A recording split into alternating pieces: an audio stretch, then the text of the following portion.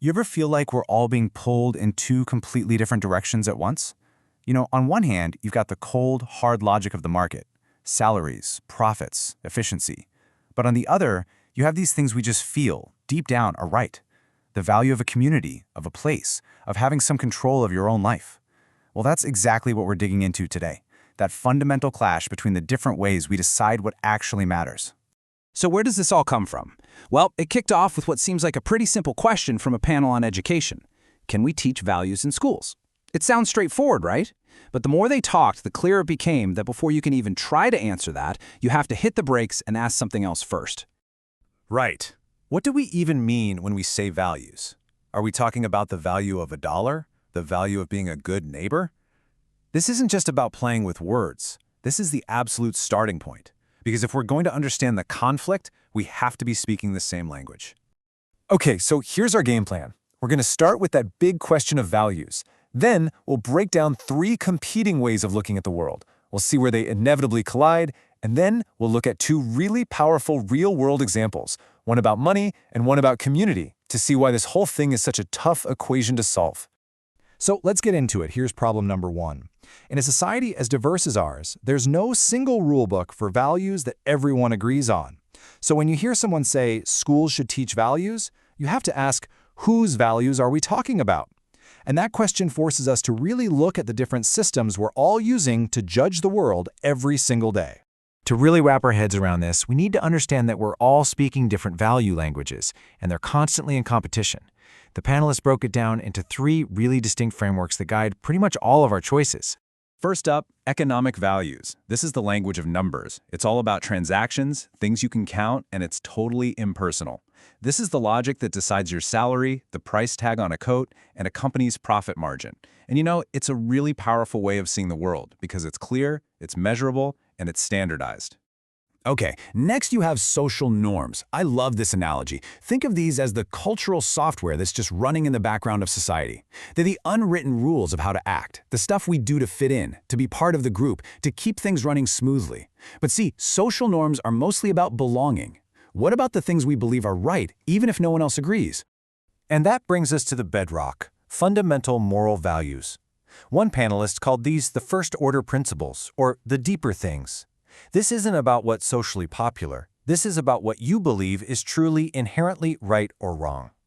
These values are the foundation that everything else is built on. So, what happens when these systems don't play nice? What happens when the clean, simple logic of economics comes crashing head-on into our deepest moral beliefs? Well, that's where things get really interesting. This is the tension that plays out everywhere, from corporate boardrooms to tiny town hall meetings. And this quote just nails it. It shows that this clash isn't some kind of accident. It's baked right into the system. An oil company is driven by one primary value, profit, economic value.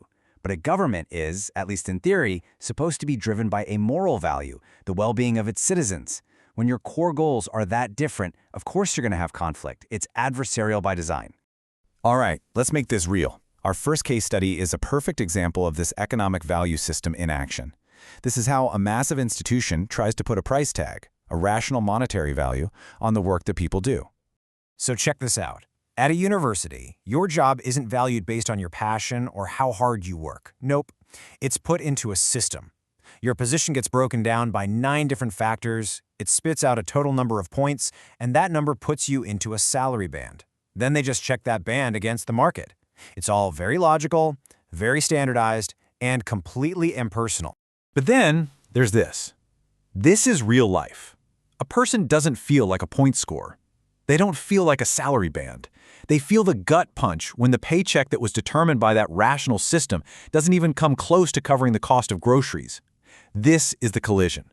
This is where the objective, economic calculation feels totally, deeply disconnected from a person's basic need to survive. Okay, now let's do a complete 180. We're going to shift to our second case study, which operates on a totally different kind of logic. We're leaving the cold world of spreadsheets and jumping right into the passionate, moral world of a community fighting for its very identity. This right here is a moral argument. It has nothing to do with maximizing profit or market efficiency. It's about self-determination. The fundamental value being expressed here is local control.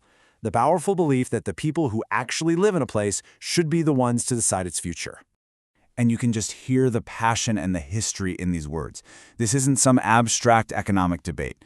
This is a plea for lost rivers, for local jobs, for the very soul of a place. The value isn't just in the fish you can sell. It's in the act of fishing, of processing, of controlling your own destiny. It's a value rooted in place and in heritage. So, there we have it.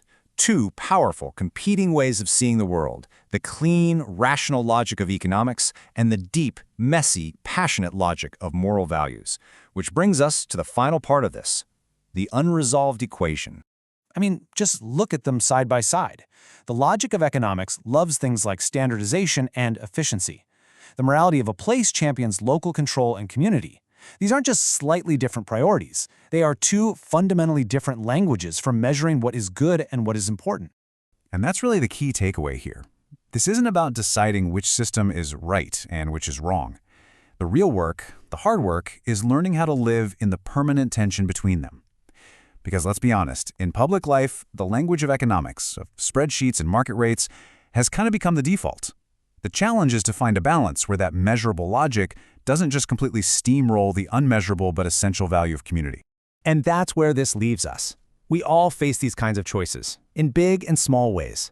Moments where the logic of the market is screaming one thing in our ear, and our moral compass is pointing in a completely different direction. So the final question isn't just for politicians or CEOs, it's for all of us. When we're backed into a corner and forced to choose, which set of values are we going to bet our future on?